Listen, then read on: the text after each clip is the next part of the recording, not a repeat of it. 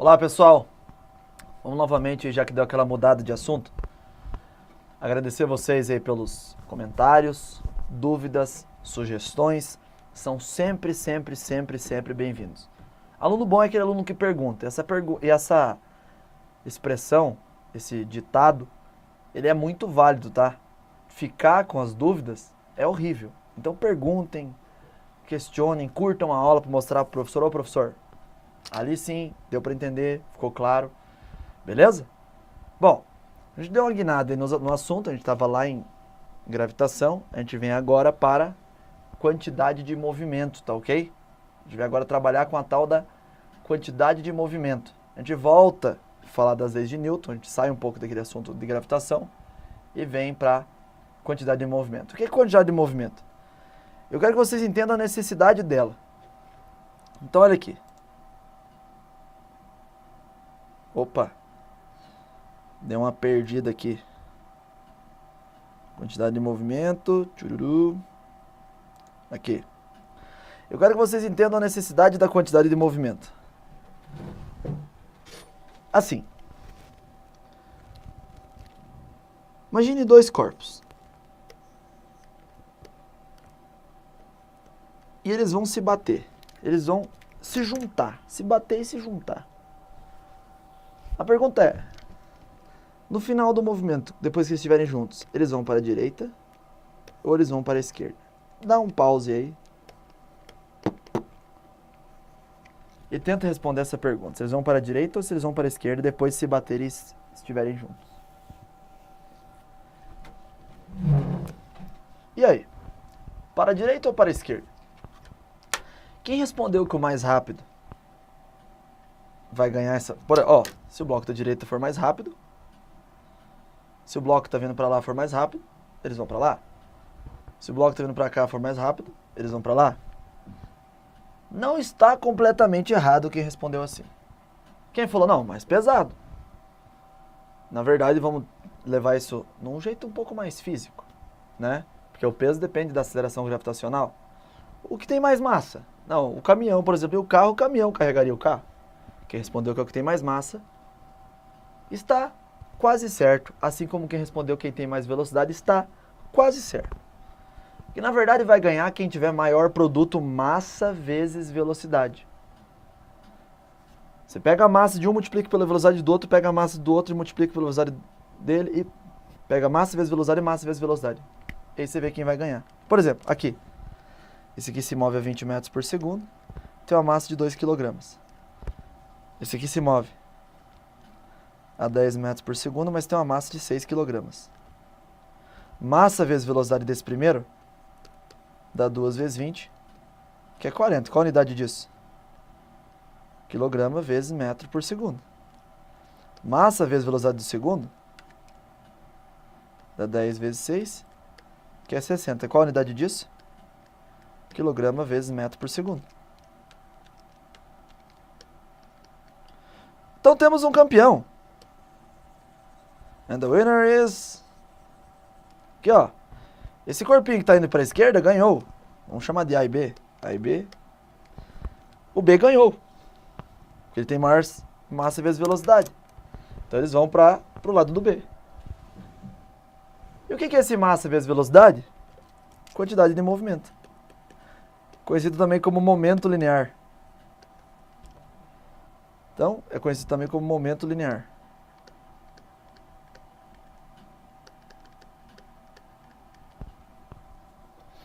Esse quantidade de movimento que é massa vezes velocidade. Mas eu queria que você entendesse para que ele serve.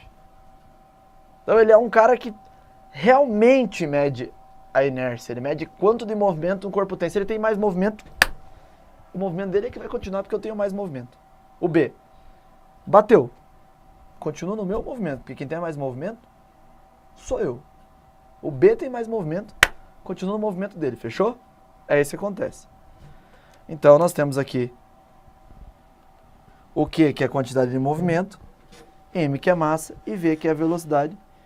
E a gente tem até a unidade da quantidade de movimento que a gente já mostrou, quilograma metro por segundo. Resolvi começar essa aula de um jeito diferente, de um jeito mais prático. Ao invés de ficar mostrando aqui unidades e mostrando sempre pronto, vamos tentar entender essa parada aqui. Agora, ele é vetorial.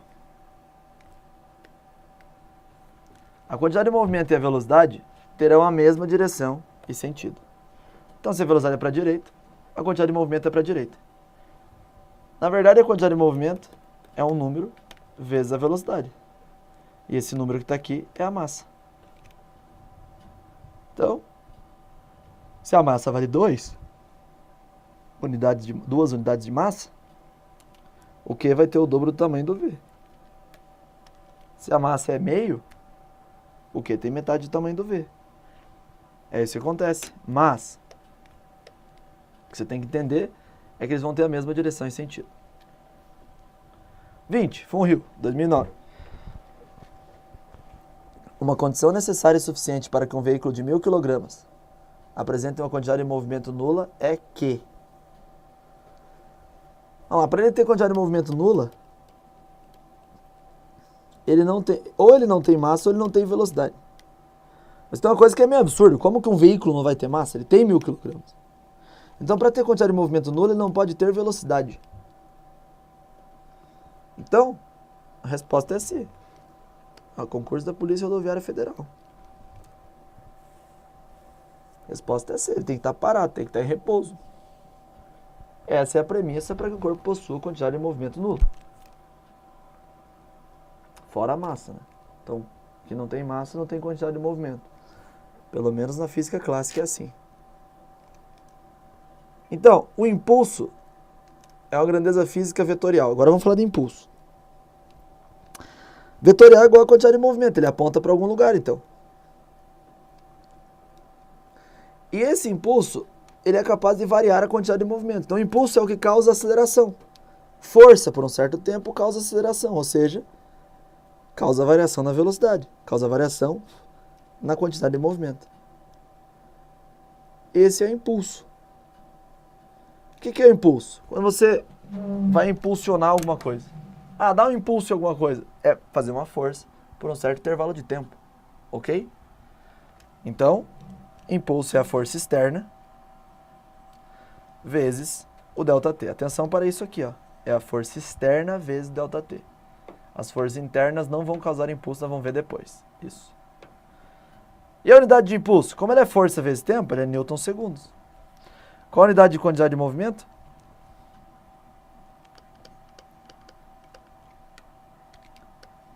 Essa aqui, né? Quilograma, metro por segundo. Então tá lá. Força em newtons, tempo em segundos, tudo correndo como deve correr. Senhores, aí eu me deparo com o gráfico FT. E eu falo para você que o impulso é numericamente igual à área. Já é a terceira vez nesse nosso curso. Estamos na nossa 21ª aula. E em 21 aulas é a terceira vez que eu falo a mesma coisa. Existe um gráfico abaixo, existe uma área abaixo desse gráfico. Agora vamos lembrar de novo. Se eu tenho uma fórmula que fala que impulso é Ft, se eu tenho um gráfico Ft, a área vai ser isso aqui, ó. Lá em trabalho eu comentei isso com vocês. Nesses casos, se quiser também lembrar, de um jeito um pouco mais refinado, mais correto, se eu tiver um gráfico assim, ó,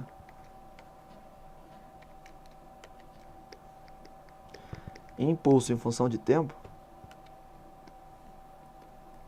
ele faz isso, e aqui, por exemplo, eu chamo de A1, e aqui embaixo de A2, A1 é essa área aqui, A2 é essa área aqui. O impulso vai ser numericamente igual a A1 menos A2, aqui está para baixo negativo. Por que numericamente igual, professor? Por que vocês não falam igual de uma vez? Amiguinho, amiguinha, não são iguais porque eles não têm nem a mesma unidade. Impulso é em newton-segundos. Ó. A área é em metro quadrado, centímetro quadrado, então eles não têm nem a mesma unidade. Ele só é mesmo numericamente igual. Ele não é igual, só numericamente igual. Ok? Então, teorema do impulso. Partindo da segunda lei de Newton, nós vamos chegar a um teorema que a gente já vai ver o que ele garante. Então, impulso é igual a força vezes tempo. Nós vamos provar que isso aqui vai ser algo bem especial. Vamos lá? F é igual a ma. Ok? F é igual a m vezes o A, que é delta V por delta T. Vou passar delta T para lá.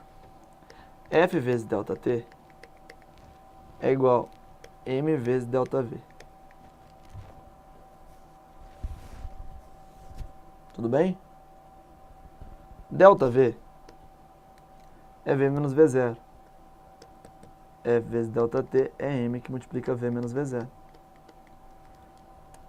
Propriedade distributiva.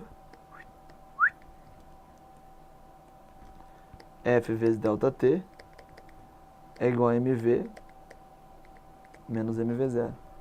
Isso aqui já é muito importante. Já é uma equação muito importante. Tá? E ela tem uma importância gigantesca. Ela fala que quanto maior o tempo que você fica ali em contato com algo, maior é o impulso. Porém, menor é a força. A gente já vai discutir isso de uma maneira um pouco mais legal. Então, ela relaciona tempo, força e velocidade, que são grandezas muito úteis. Mas aí que tá. Força, olha só. Força vezes delta T é impulso.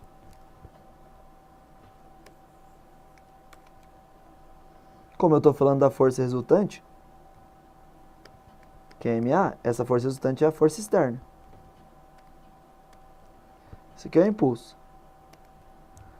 mv é a quantidade de movimento, que é igual a mv. E mv0 é a quantidade de movimento inicial.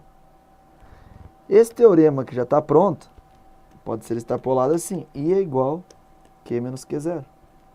Ou seja, o impulso é Q menos Q0, que é delta Q. Temos essa equação ali numa forma um tanto quanto compacta, mas não menos importante. Então, o impulso que é Q menos Q0 também pode ser chamado de delta Q, e isso está escrito aqui, ó. O impulso é igual à variação da quantidade de movimento. Isso que eu não havia lido, que agora estou lendo com vocês. O impulso é a variação da quantidade de movimento. Deduzimos isso. Então, eles estão extremamente ligados. Ou seja, a unidade do impulso, na verdade, é a mesma unidade de ΔQ, que é a mesma unidade, que é Newton segundos, que pode ser escrito como quilograma metro por segundo. Vou escrever aqui em cima.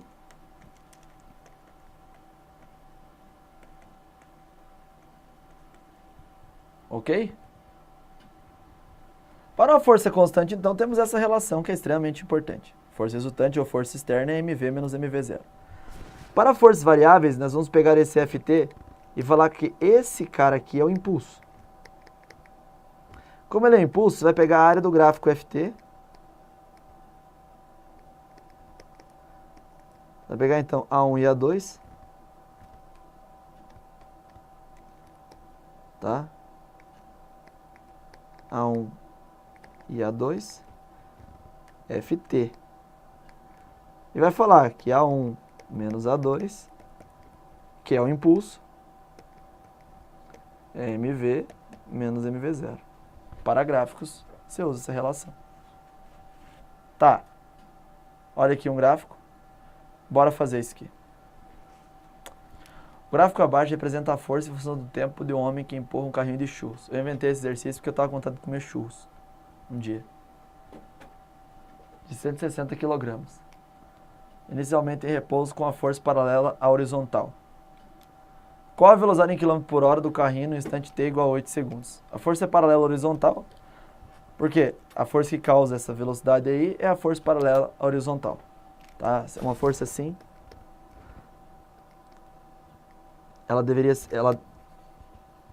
uma força assim, ela deve ser decomposta na componente paralela ao movimento, porque é essa componente que causa variação na velocidade, ok? Mas ela vai ser a força resultante, então tá tudo certo de acordo com o que a gente falou. Tá. Podia calcular essa área aqui, depois calcular essa aqui e fazer uma menos a outra, né? Podia calcular 1, depois calcular 2. Bora. A1 é um triângulo. Lembra como é calcular de triângulo?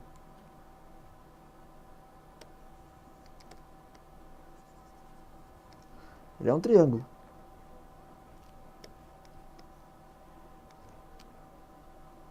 (44). A área do triângulo é base vezes a altura sobre 2. Vai ser 40 vezes 4 sobre 2. Vai dar 40 vezes 2, porque 4 com 2. 80. Unidades de área. A2 é a área de um trapézio, cujas dimensões são: daqui até aqui dá 4, daqui até aqui dá 2. E daqui até aqui dá 20. Não adianta você colocar menos 20, estou calculando a área. O sinal de menos vem depois. Então 20, 4, 8. Não, 2 e 4. O que é a área de um trapézio? Base maior mais base menor vezes a altura sobre 2. Base maior 2, base menor 4. A altura esse 20 sobre 2. 20 com 2 dá 10. Fica 10 vezes 2 mais 4. 10 vezes 2 mais 4 é 10 vezes 6, que é 60 unidades de área. Então o impulso é numericamente igual a 1 menos a 2. Numericamente igual a 80 menos 60, que é igual a 20. Agora sim, newton segundos. Ele é numericamente igual, mas a unidade do impulso continua sendo a unidade de impulso que você sempre viu. Tá, e agora? Agora a gente fala isso aqui, ó. Que esse impulso é mv menos mv0.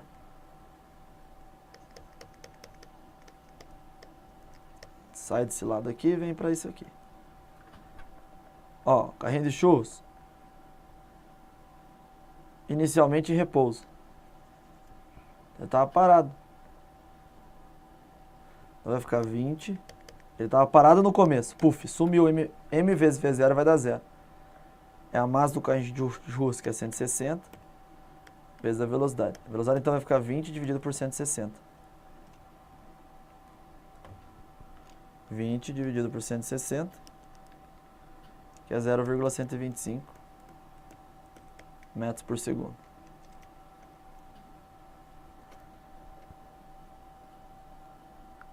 Agora, como é que passa isso aqui para quilômetros por hora? Divide por 3,6, né?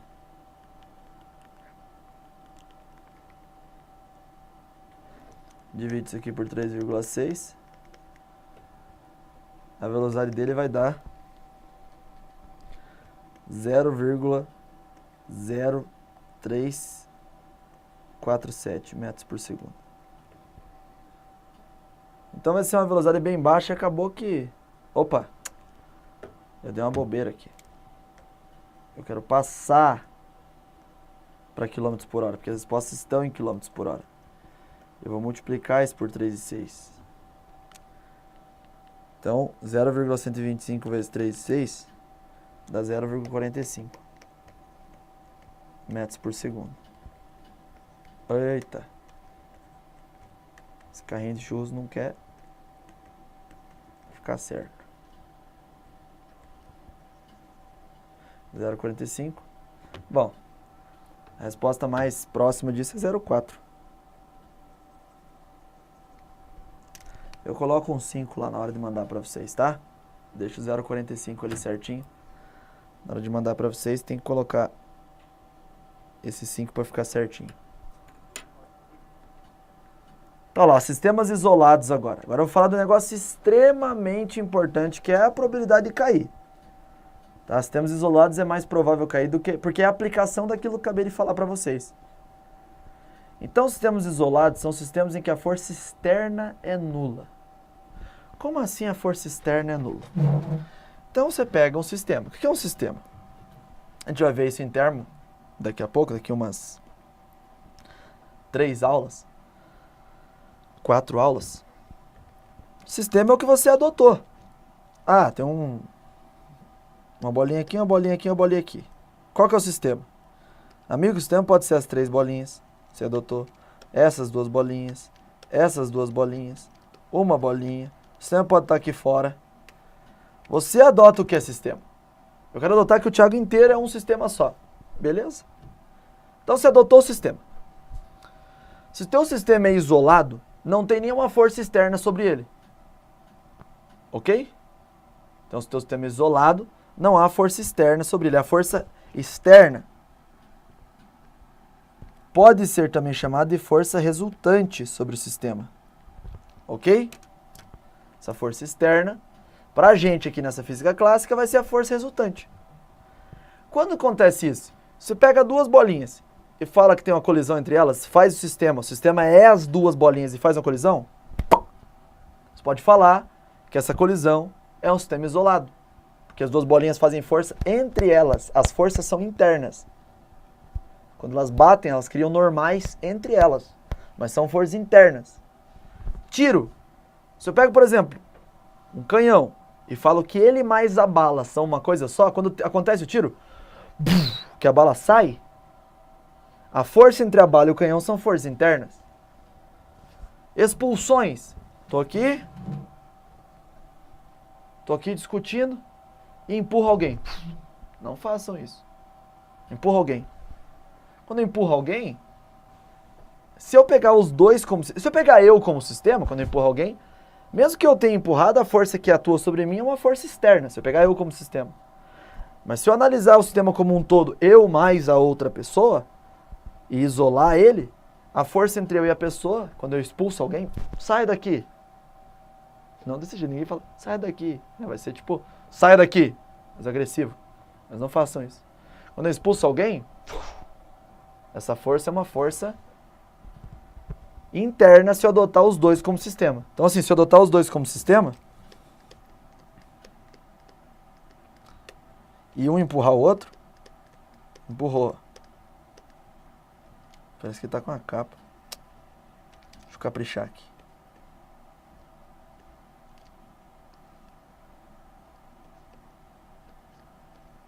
Tá empurrando. Se eu adotar os dois como sistema, a força entre eles é interna. É isso que eu quero que vocês entendam. Explosões. Explosão é sempre força interna, né? Então a granada que... Se eu adotei a granada como sistema, tudo tava ali é força interna. Elas vão formar tudo para ação e reação. Mas vamos falar o que acontece nesses sistemas. Se a força externa é 0, então força vezes tempo, que é o impulso, é 0. Mas esse força vezes tempo, ele é a quantidade de movimento. Então, ó, isso aqui é a mesma coisa que isso. Força vezes tempo é a quantidade de movimento. Tá aqui, ó. Impulso, que é força vezes tempo, é a variação da quantidade de movimento. Opa, que não, né? Que vergonha. Que não. Ele é a variação da quantidade de movimento. Tá? Variação da quantidade de movimento. É 0. Não quantidade de movimento. Então o que eu estou dizendo é o seguinte. Se meu sistema é isolado, só tem força interna. Elas vão formar sempre um para ação e reação. Porque se tem uma explosão, se eu empurro alguém, se alguém me empurra de volta. Se ocorre uma colisão, estou dentro de um ônibus. Adotei o ônibus como sistema. Se eu empurro alguma peça do ônibus, essa peça vai me empurrar de volta. Para ação e reação. Mas são forças internas. Elas vão somar parização. Elas vão formar parização e reação. Mas se as forças... Se quando não tem forças externas, não há variação da quantidade de movimento, acabei de provar isso, ó. Quando não tem força externa sistema isolado, não há variação da quantidade de movimento, isso significa que quem faz variar a quantidade de movimento são as forças externas. Quando tem forças externas, tem variação da quantidade de movimento. Essa é a segunda lei de Newton. Quando tem força, tem aceleração. Então, quando tem força externa, tem variação da quantidade de movimento. Quando não tem força externa, não tem variação da quantidade de movimento. Tá, mas e as forças internas? Elas nem variam a quantidade de movimento, elas nem entram nessa brincadeira. Quem faz variar a quantidade de movimento são forças externas. As forças internas não mudam nada a quantidade de movimento. O que eu estou querendo dizer é o seguinte, ó. Em sistemas isolados, existem somente forças internas, que sempre formam para ação e reação. E essas forças internas não alteram a quantidade de movimento, porque em sistemas isolados a quantidade de movimento é zero. Vai ter força interna, mas em sistemas isolados, a variação da quantidade de movimento é zero. De novo, sistema isolado, a variação da quantidade de movimento é zero, que está aqui, ó. E nesse sistema só tem forças internas. Quer dizer que essas forças não alteram a quantidade de movimento. Tem um monte de força interna, mas elas não vão alterar a quantidade de movimento. É isso. Forças internas não alteram a quantidade de movimento. Isso é muito legal, porque você tenta puxar seu próprio cabelo para se levantar, você não consegue. Você não consegue se levantar puxando o seu próprio cabelo. Por quê? Porque você está fazendo uma força interna. E essa força interna, por sua vez, não vai fazer você mudar a tua quantidade de movimento. Ok? Aqui, ó, tem aquele Troll Physics, que ele faz essas brincadeiras. Eu peguei algumas, eu digitei lá no Google Troll Physics, que é tipo trollando a física, uma coisa mais ou menos assim. Tipo, olha lá, ó. Turbinas de vento não precisam de vento para funcionar se você usa ímãs. É como se essas forças internas pudessem causar movimento. Olha o carrinho aqui, ó. Força interna causando movimento. Olha o ventiladorzinho aqui, ó. Ele ainda propõe um erro na parte da energia. Ele viola também a segunda lei da termodinâmica aqui, ó. Então ele pega o ventilador, liga e sai. E o próprio ventilador vai fazer esse catavento girar e essa vela vai fazer o carro andar. Infelizmente, gente, são só brincadeiras da física. Ó, não está correto. Por quê? Porque isso aqui é uma força interna, ela não vai causar variação na quantidade de movimento. Isso aqui também é uma força interna, ela não vai causar variação na quantidade de movimento. Então eu resolvi colocar aí uma brincadeira que eles fazem para vocês. Beleza? Senhores, muito obrigado pela atenção de vocês e até a nossa próxima aula. Tchau, tchau. Valeu.